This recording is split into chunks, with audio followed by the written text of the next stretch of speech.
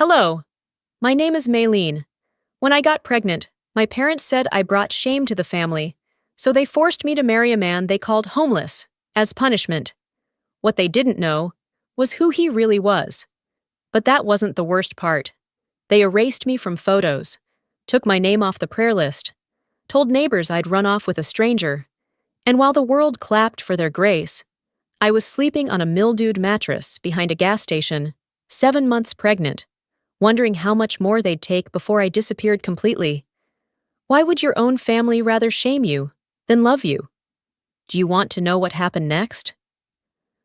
I knew the room was going to feel colder the moment I stepped into it, but I didn't expect the silence to bite harder than the spring air seeping through the cracked window. My hands rested over the small swell beneath my sweater, not to shield it, but because it gave me something to hold that still belonged to me. Everyone else in that room seemed determined to strip me of everything else. Dad paced by the fireplace like he was delivering a sermon only he understood.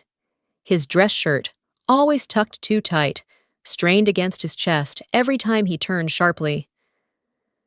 My mother, Velma, sat on the edge of the couch, legs crossed, eyes stuck on the rug, like she was praying the floor would open and swallow her up before anyone asked for her opinion.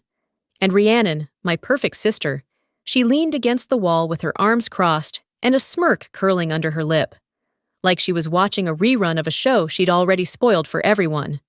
"Say something," Dad finally snapped, his voice cracking the room open. "Anything, Maylin. This is your moment to explain." "There's nothing to explain," I answered, steady. I had rehearsed it in my head all day, how I wouldn't beg, wouldn't cry, wouldn't lie. But saying it out loud still made my tongue feel dry.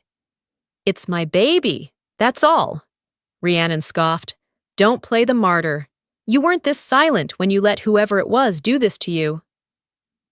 Velma flinched like she'd been hit, but still said nothing. Cowardice disguised as neutrality. Dad pointed toward my stomach with 2 fingers, like a judge convicting a criminal.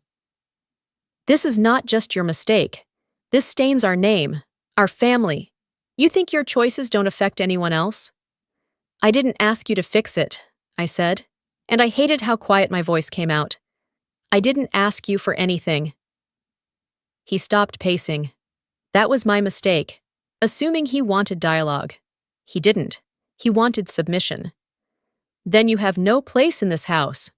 The words didn't echo. They didn't need to. They landed hard, like a door slammed behind you that you don't realize locks from the outside. Velma stood, walked out of the room, and returned with a black trash bag. Inside, my toothbrush, a half-used bottle of prenatal vitamins, a maternity lotion someone had given me for Christmas, and the Bible I hadn't opened in years, pages torn where I'd once underlined verses in anger. She didn't look at me, just placed it at my feet and said, "Pack the rest yourself, but you'll leave tonight." The rest happened fast. They didn't even argue about it. I wasn't allowed to be part of the meeting that decided my future. My absence, apparently proof of my guilt. 2 hours later, after I'd sat at the kitchen table, long enough to forget what comfort felt like, Rhiannon emerged from Dad's office and leaned over the counter like she was about to offer me a ride to the grocery store. "We've arranged something," she said. "Someone." She pulled out her phone, scrolled without shame, and flashed a photo of a man I didn't know, tall, disheveled, face half-shadowed. "His name is Ezra. He lives out behind the gas station near Route 9. You'll marry him by the end of the week." I blinked, not out of shock, but out of disbelief that she said it so plainly. "You're serious," she laughed. "Serious as your due date. Look, you brought this on yourself. Dad's doing what he thinks is best, for the church, for the family name. You should be grateful. For being disposed of like garbage? For being given a chance to not destroy what's left." That night, they blocked my access to the family phone plan, deleted my email account. I wasn't allowed to post or contact anyone. Not that I had anyone to call. Church friends had stopped returning my texts weeks ago. Silence doesn't always come with violence. Sometimes it just grows like mold, slow and thick. They gave me 7 days. But by morning, I knew I wouldn't last that long. I packed in silence. My room looked smaller than I remembered. It smelled like furniture polish and old perfume. Memories I used to think were warm now felt like dust choking my chest. The sun hadn't fully risen when I stepped onto the porch, barefoot because Velma said I didn't need to wear shoes where I was going. I stood there for a moment, waiting for someone, anyone, to say goodbye. No one did. The neighbors were already awake.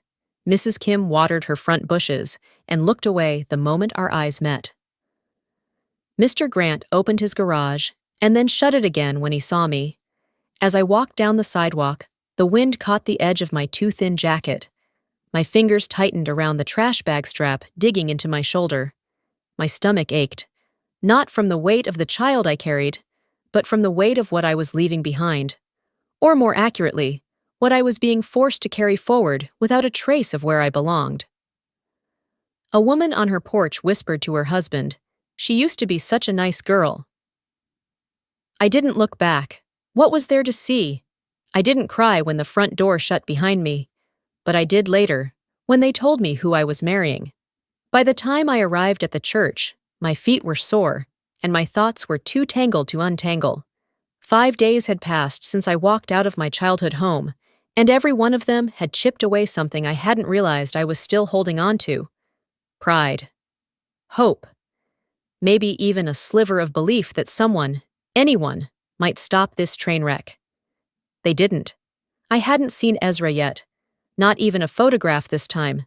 Just a vague description. He's quiet, doesn't cause trouble, and knows better than to ask questions. That came from Rhiannon, of course, who spoke about the whole situation like she was arranging a charity drop-off, not a wedding. The church didn't look like it had when I was a child. Or maybe I was seeing it differently now. Less sanctuary, more stage.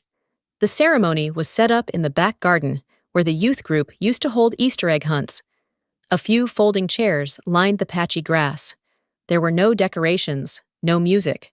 Just a folding table with 2 mismatched chairs for the signing and a wrinkled cloth that looked like it hadn't been pressed in years. Rhiannon handed me the dress she said she found at a local thrift store. "Be grateful," she muttered, eyes on her phone. "Some people don't get a second chance." "It's too small," I said, holding it up. She barely looked up.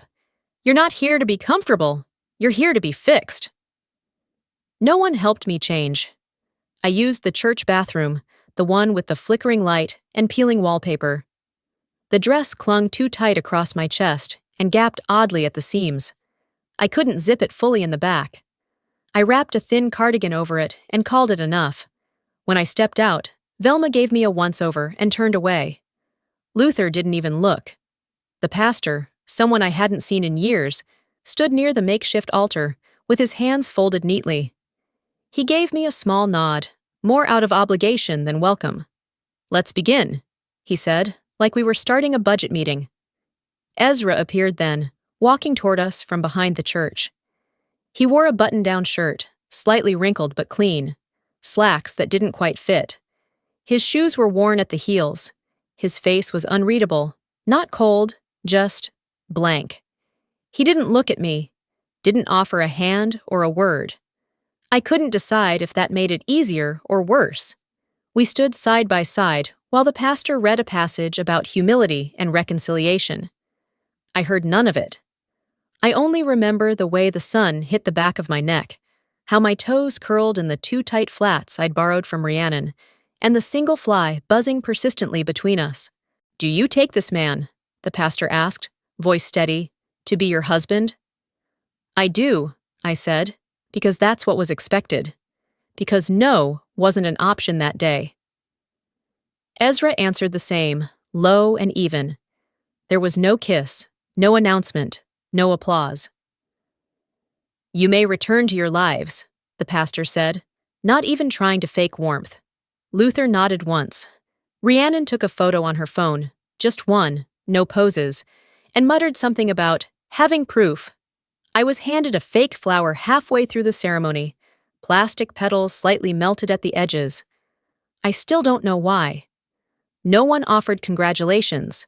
There was no cake, no reception, no small talk, just silence and a few birds chirping like nothing odd had just taken place. Velma walked away without a glance back.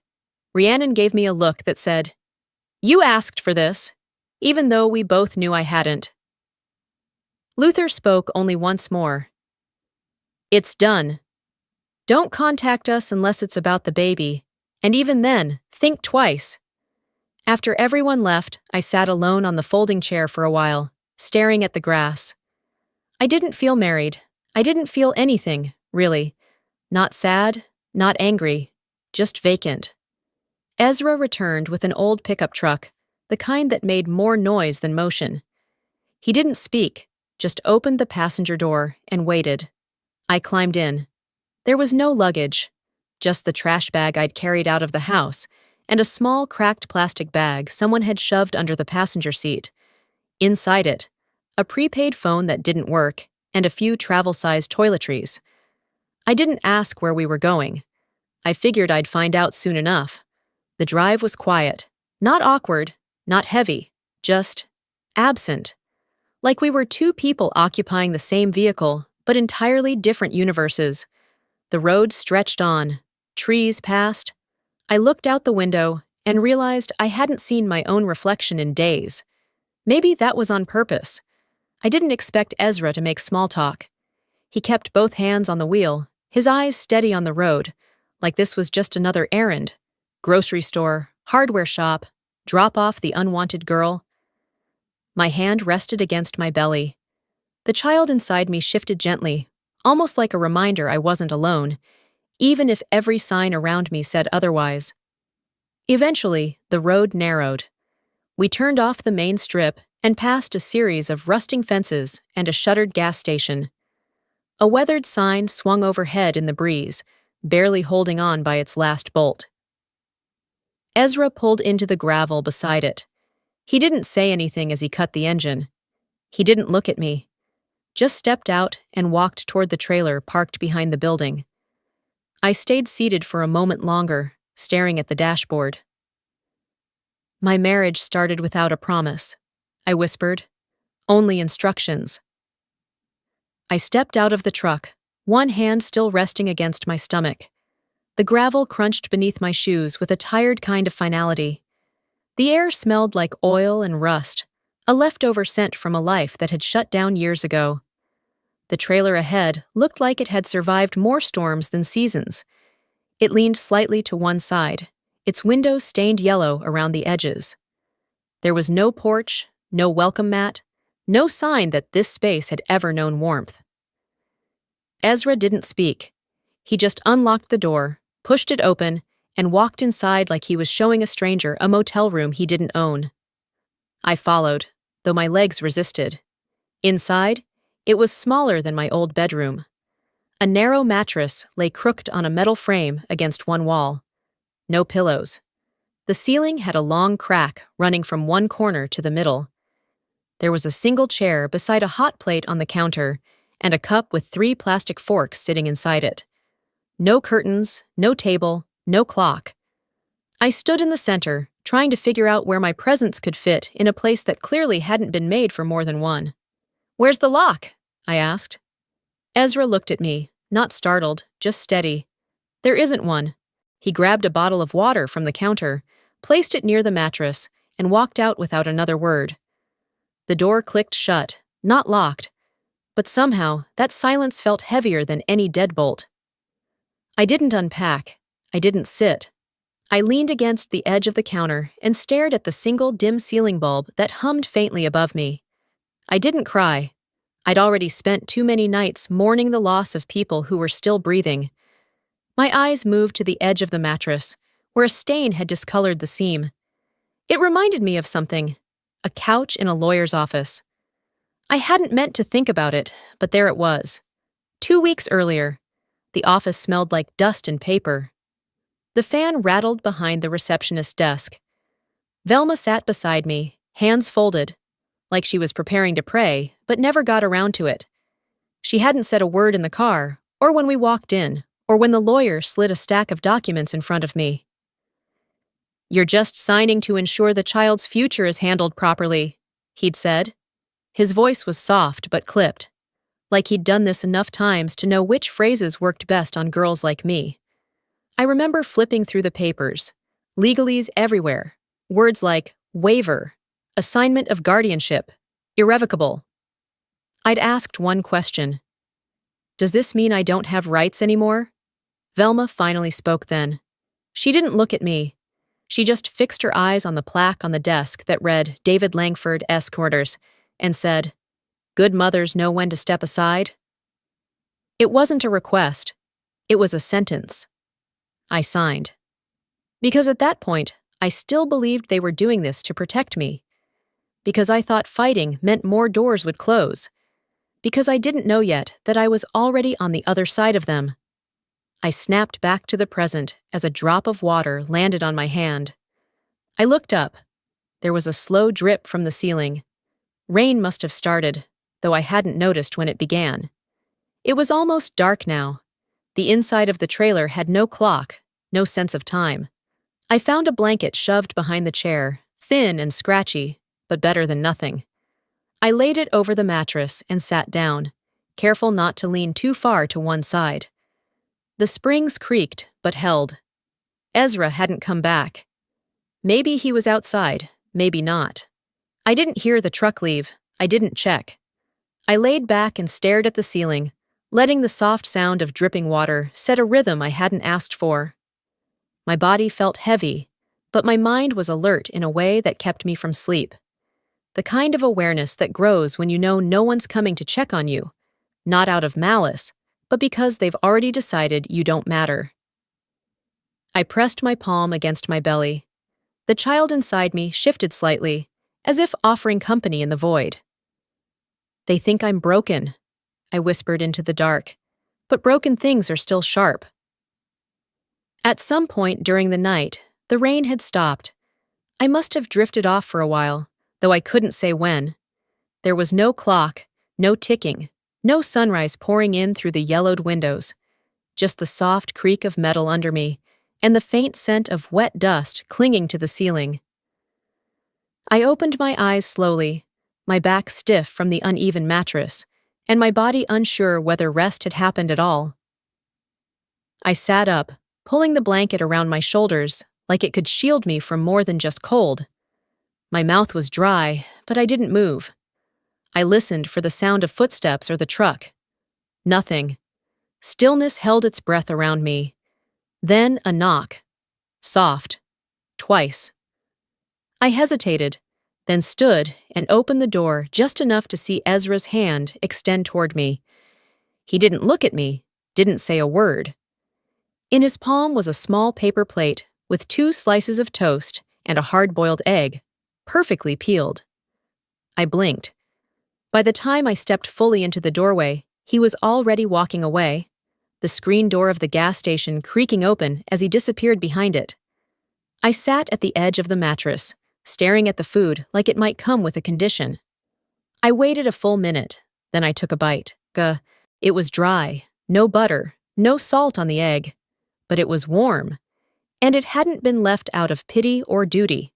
I could tell. It was the kind of gesture that didn't need a name. I didn't eat like I was starving.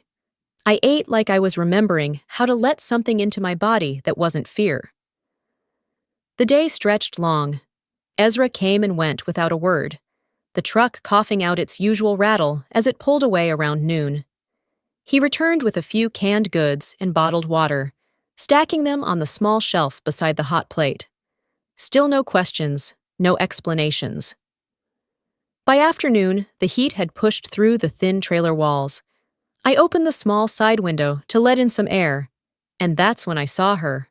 A woman, older, gray sweater, sensible shoes, walking along the edge of the lot, carrying a tote bag of what looked like groceries. She paused near the fence, her eyes catching mine. She didn't wave. She didn't smile. But she didn't look away either. For a second, I thought she might come closer. Ask something, say something. She didn't, just kept walking, disappearing down the road like I hadn't been standing there at all. The trailer felt quieter after that. I cleaned slowly, not because it needed it, though it did, but because I needed to touch something and make it better, even if just a little. I wiped the counters, rinsed out the cup of plastic forks, and refolded the threadbare blanket. I tried the burner phone again. Still nothing. No bars, no messages, no hope. I'd lost track of how many days had passed since I last heard my name spoken without judgment. That night, Ezra didn't return. I waited until dark, then later. I stepped outside once, thinking maybe I'd hear the truck's engine or see headlights in the distance. But the night was still, thick. The gas station sat silent, its windows like blind eyes, refusing to acknowledge me. I went back inside, lit the small lamp near the mattress, and sat in the chair. There was no note, no sign of where he'd gone. Just the memory of toast on a paper plate, and silence that now felt more like absence than mercy. By morning, still nothing. I considered leaving. The thought wrapped itself around my chest like a wire pulled tight. But leave to where? I had no ID, no phone signal, no address memorized that hadn't already erased me. Walking out into nowhere felt no different than staying here. At least this place had walls. By nightfall, a storm rolled in. The wind pushed hard against the side of the trailer, whistling through the edges of the window frame. Rain started slow, then hard. I shoved the mattress to one corner as a slow leak appeared in the ceiling. The drip pattered steadily onto the linoleum, forming a shallow puddle that crept under the chair legs. I pulled the blanket tighter around my shoulders and moved beneath the small metal table near the window. It wasn't comfort, but it was cover. Lying there in the dark, I realized something. I wasn't scared the way I used to be. The fear wasn't of being alone or forgotten. It was the fear of being seen just enough to be abandoned. Again. They'd already done that. Ezra may have left, or maybe he was nearby. Either way, his silence had been a kind of presence that now, in its absence, revealed itself as a strange form of care. And yet, I didn't cry. I'd done that already. In lawyers' offices, in locked bedrooms, on sidewalks where neighbors looked through me. Grief had become a quiet rhythm inside me now, not a scream, but a slow echo. I pressed my back against the floor, the metal table pressing low above me, the rain providing the only soundtrack. I thought about Velma, about the way she had once brushed my hair when I had a fever, about the way she looked at the floor when she told me to sign away my right to be a mother. I had already lived through the funeral of their version of me, and I had survived it. The air inside the trailer had grown still by early dawn, warm from the storm's leftover humidity. My body was stiff from curling beneath the metal table, but I didn't move right away. There was something strangely familiar about waking up to silence. Like it had become my default alarm clock, absence ringing louder than presence ever could. Then I heard the door. Not loud, not rushed, just the soft sound of a key turning and the hinge moaning open like it hadn't been used in years. I sat up slowly, the blanket slipping off my shoulder, and saw a pair of polished boots step inside. Ezra. Except, not Ezra. His clothes were clean, crisp. A pale button-up tucked neatly into dark jeans, no wrinkles, no stains. His beard trimmed down, his hair combed like he'd walked out of a business meeting, not the woods. He held a keyring in his left hand and something heavy-looking in his right, maybe a wallet, maybe a phone. But I didn't process that part. I was too busy staring. "Who are you?" I asked before I could stop myself. He looked me straight in the eye and didn't blink. "You weren't supposed to see this part of me," he said, "but now you should." He walked past me, calm, placed the keys on the shelf near the hot plate like we lived here by choice. Then he turned back toward the door and said evenly, "We're not staying." There was no explanation, no apology. And yet, for the first time since I'd been dropped at that trailer, I didn't feel invisible. I didn't ask for answers. I wasn't sure I wanted them. I simply stood, grabbed my bag, and followed. He drove a black SUV. Not new, but well kept. Quiet engine, spotless interior. The contrast from the rusted-out pickup was enough to make me check the passenger door twice, just to be sure it was real. We didn't speak for a long while. He drove with one hand, the other resting on the wheel, tapping slightly to a country station, humming low from the radio. It wasn't awkward. It wasn't anything, just motion. Eventually, we turned off the highway and onto a winding road lined with dogwoods and faded mailboxes. Suburbia crept into view. Not luxury, not poverty. That middle space people call stability, even if it's one layoff away from collapse.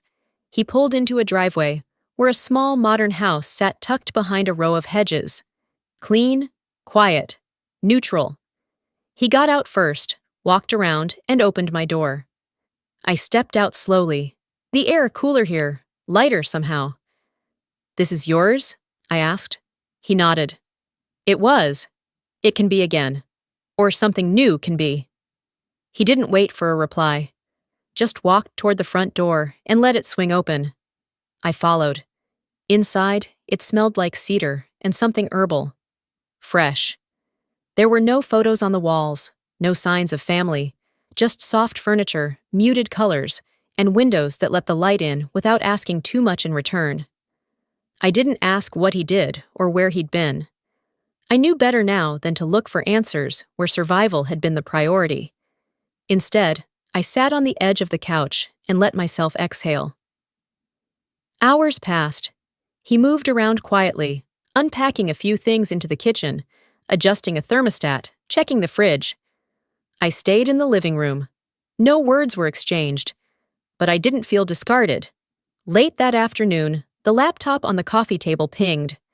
Ezra opened it, clicked once, then closed it again. He handed me a small folder without comment. Inside was a printout, screenshots of a Facebook post. Rhiannon. Her words were as sharp as I remembered.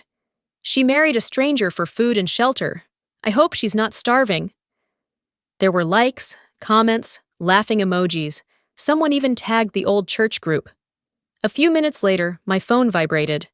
A voicemail, no caller ID, but I didn't need one. "Sweetheart," Velma's voice started, syrupy in a way only guilt could sweeten. "People are talking. Maybe you should take a break from social media. Delete anything that might make us all look worse." Us. Not her. Not Dad. Not Rhiannon. Us. I stood up, walked to the window, and looked out at the neatly trimmed yard I hadn't known I needed.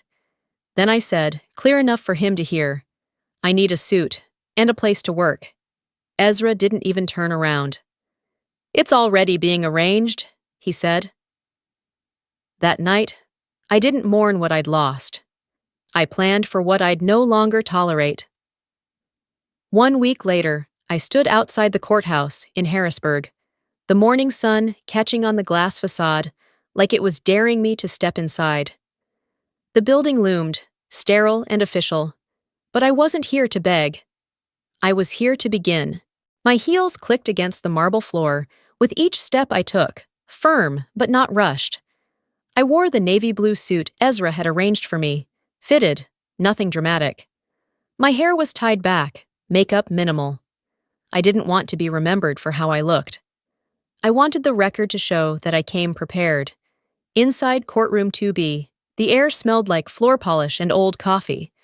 A clerk called my name, mispronounced it slightly, but I didn't correct her. Not anymore. I was done handing out grace-like candy. I was there to contest a document, one they'd convinced me to sign 2 weeks before they kicked me out. A waiver, a legal form that stripped me of parental rights and handed control of my future child to the very people who had treated me like a stain. The judge glanced over the file, then at me. "You're requesting a reversal of the waiver based on coercion?" "Yes, Your Honor." "And you're filing for formal legal emancipation from your parents?" "Yes." There was a pause. I didn't fill it. Flashbacks don't usually come like film reels. They hit in fragments, in sounds, in words you wish you could forget but never really do. Rhiannon once stood in front of an entire youth group and delivered a speech about abstinence and integrity. "Values," she called it. I sat in the front row that day, 14 years old, believing every word. What no one else knew was that just months earlier, she had been flown to another state for a quiet procedure, a private clinic, paid for by Dad. But that wasn't my business back then. They made sure it wouldn't be anyone's business now. I filed the statement. I walked out of the courtroom, and when I reached the sidewalk, I exhaled like I hadn't in years. Later that afternoon, I met with a lawyer Ezra had connected me to. Her office was in a small building above a bookstore. No plaque on the door, just a quiet woman in her early 50s who offered me tea before asking for my name. "I'm not here to destroy anyone," I said, sliding an envelope across the desk. She opened it carefully. Inside were screenshots, timestamps, and every document Velma and Luther had pushed in front of me under the guise of doing what's best.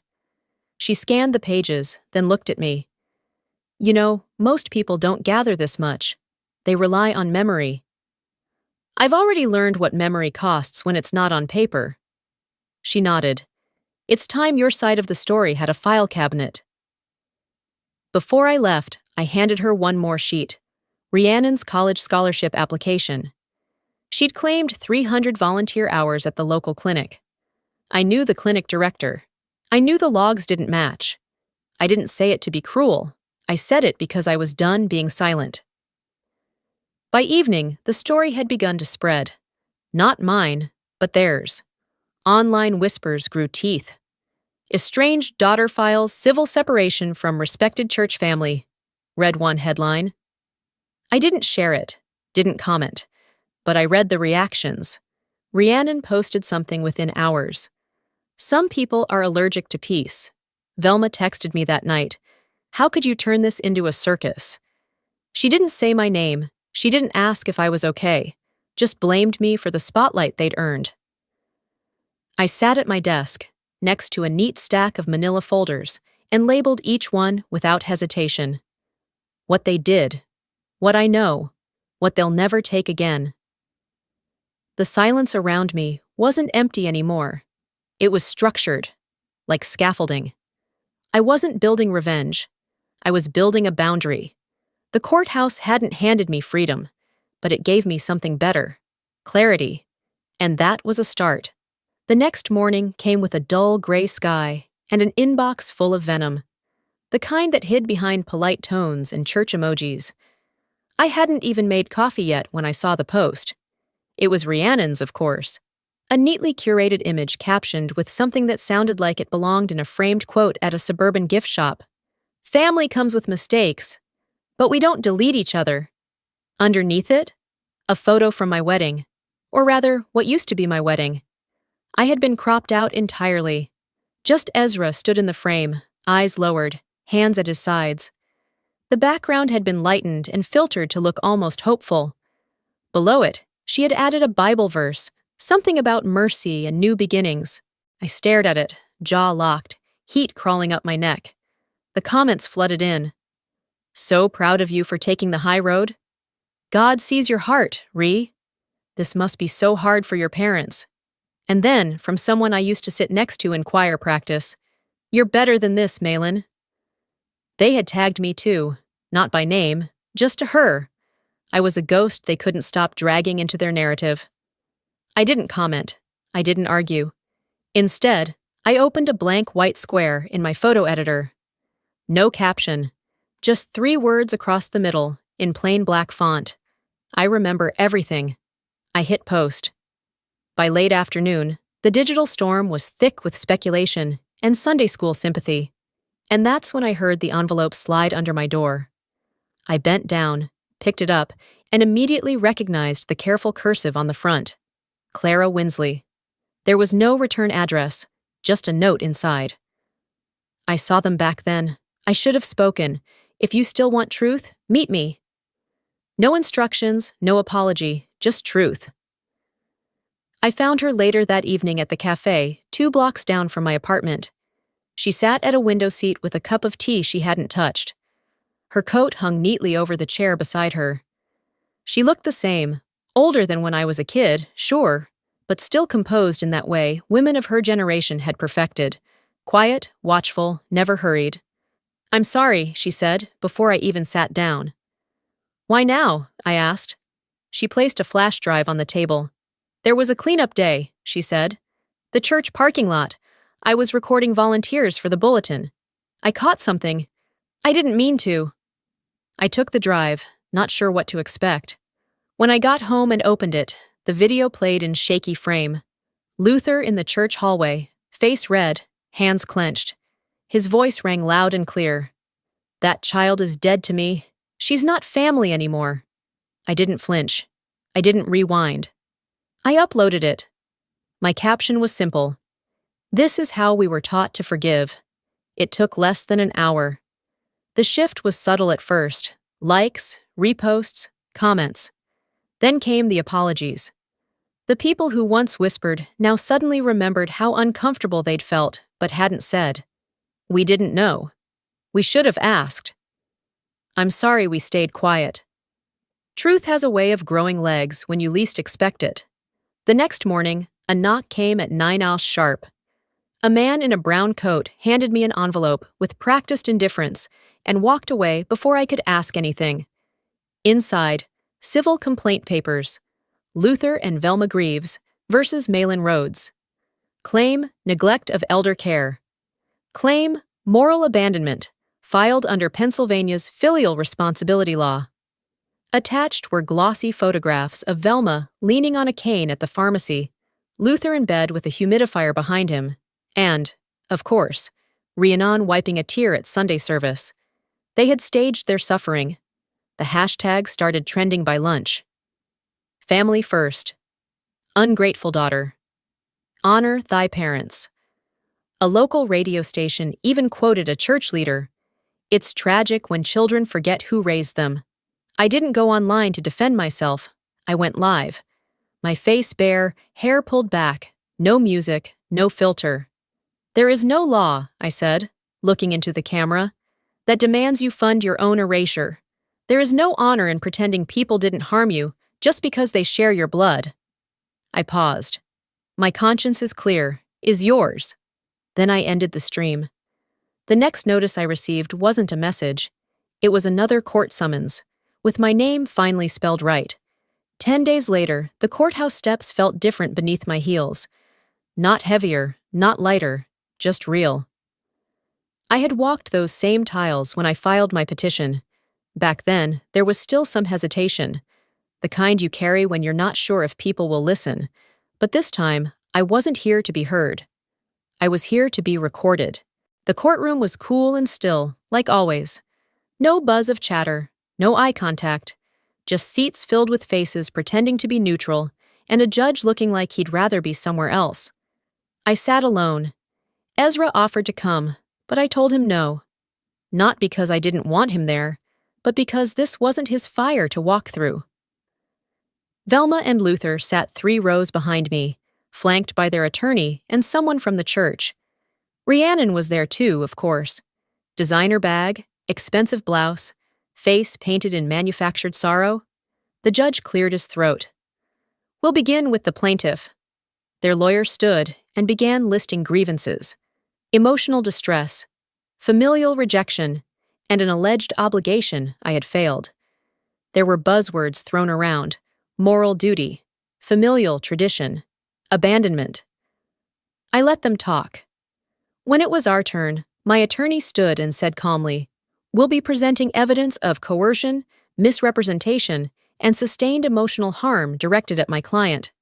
He played the video first, the one Clara had recorded without realizing it.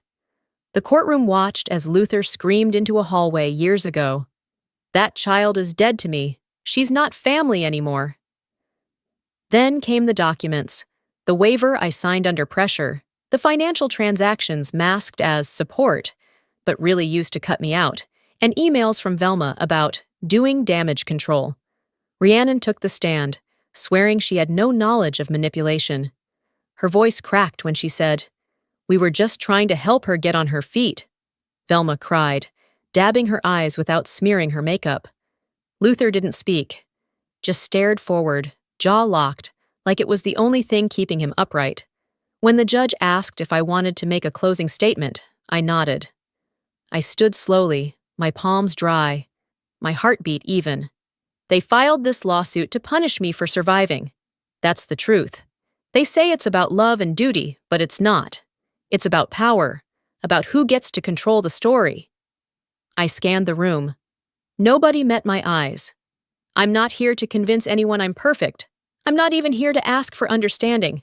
I'm here to say I'm not their prisoner anymore. Not legally, not emotionally. Then I sat down. The judge was silent for a moment, then spoke clearly. This court finds the parental claim for financial obligation invalid under the presented context. The defendant's legal independence is affirmed. No gasps, no drama, just a ruling. And yet, in that still room, it felt louder than anything they had ever shouted at me. I left the courthouse alone, walked 3 blocks to a quiet cafe, ordered tea, and sat by the window while the rest of the world moved on like nothing had changed. But something had.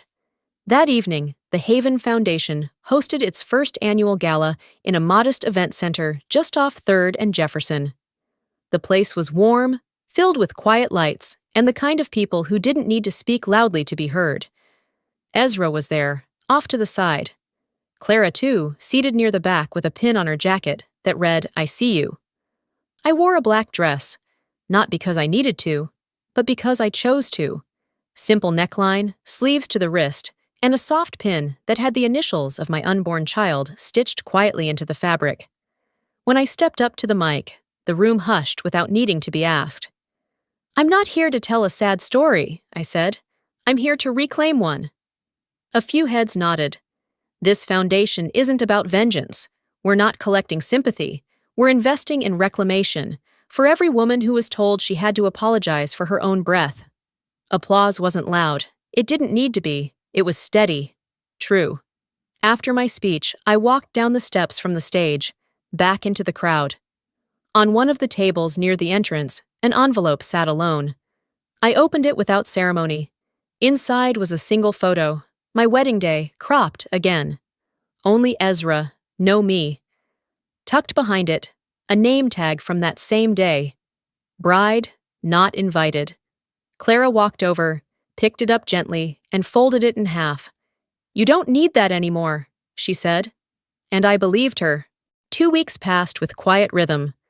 The kind of rhythm that doesn't demand attention, but makes its presence known in the smallest ways.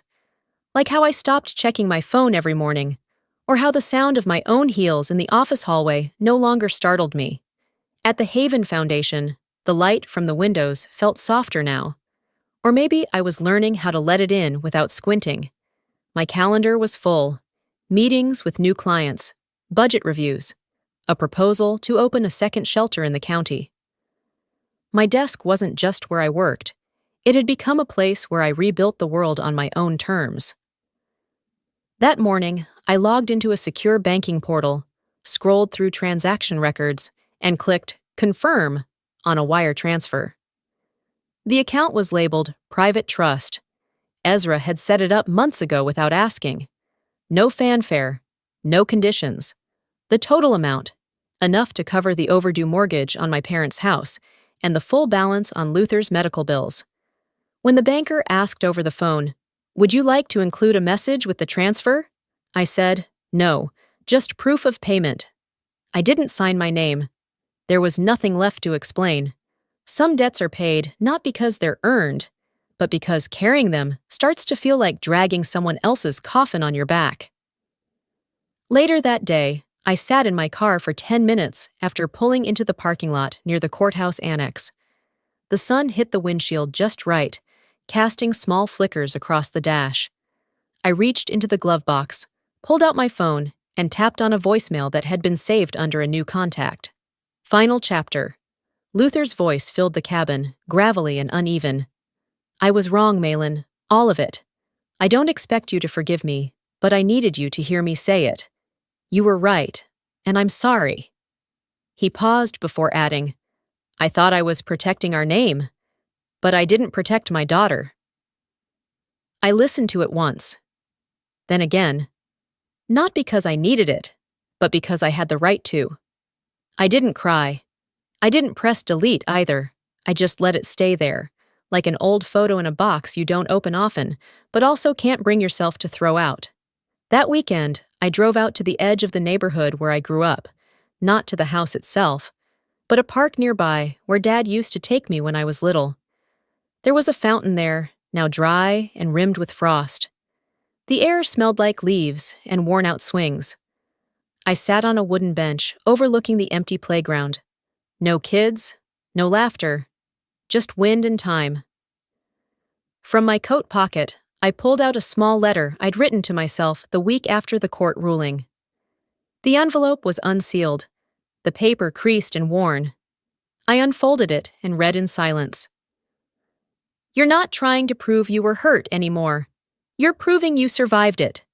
That's the difference between reopening a wound and letting it scar. One needs attention, the other needs space." I folded it again, walked over to the nearest trash can, and dropped it in. I didn't need it anymore. Forgiveness isn't about who deserves it. It's about who no longer has to carry the weight of someone else's sins in their pocket every day. It's not about opening the door again. It's about choosing not to stand guard in front of it anymore. I took one last look at the frost-covered fountain, then turned and walked toward the car.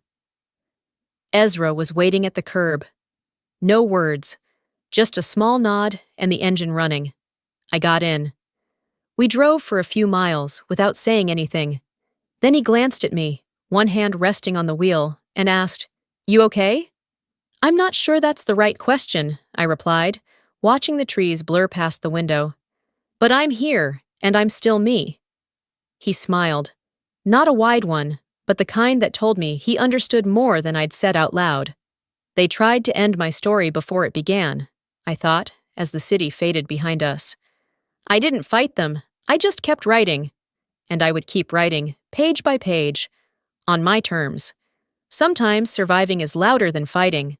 I didn't win because I screamed the hardest. I didn't get justice because I played the victim. I got here, on my own terms, because I stopped asking permission to exist. And if you're watching this right now, maybe there's something inside you that's been waiting to be acknowledged too. Maybe your story was edited by someone else, cropped, silenced, rewritten. Maybe you were made to feel like your truth was too heavy to carry forward. But I'm here to tell you, it isn't. And you're not. Your healing doesn't need to be perfect. Your peace doesn't need to be loud. And forgiveness? It's not for them.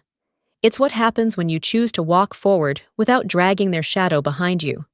So let me ask you, have you ever forgiven someone without letting them back in? Have you ever stood your ground quietly and felt stronger than ever? I'd love to hear from you. Tell me in the comments where you're watching from. And if this story spoke to you, even just a little, drop a 1 below. But if it didn't resonate, that's okay too. Let me know why. Let's talk about it. Let's grow from it. And if you believe in the power of real stories, raw, human, and unpolished, go ahead and subscribe to this channel, because there are more voices waiting to be heard, more stories to be told, and maybe the next one will be yours. Thanks for listening. I'll see you in the next story.